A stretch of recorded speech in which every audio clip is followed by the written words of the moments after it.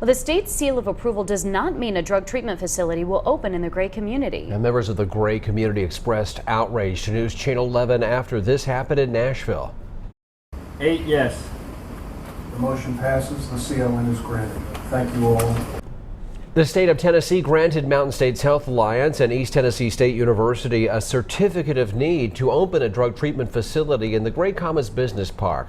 Some who live in the community continue to fight to stop the clinic from opening its doors. Cindy Cameron reveals their options and what has to happen before the clinic gets the final green light.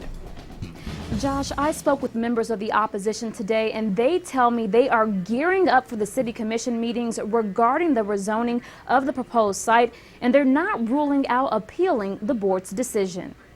Very disappointed and surprised, especially at an 8-0 count. Washington County Commissioner Brian Davenport echoes what many in the Gray community are feeling after the state of Tennessee gave its approval for a methadone clinic to move forward. You stand no chance if you don't go plead your case and try to bring questions to what's going on in your community. And I just really applaud everyone for getting involved. But Commissioner Davenport says they're not giving up. The Johnson City Commission must still vote on whether or not to rezone the proposed site.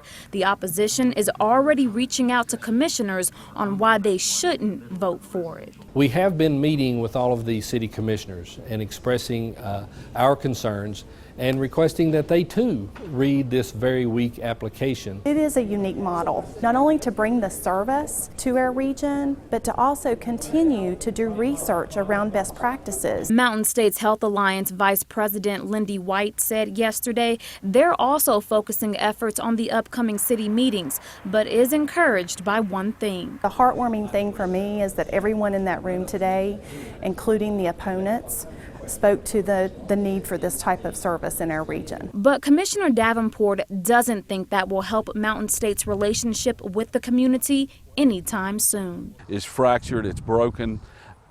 It would be very difficult to mend that relationship at this time.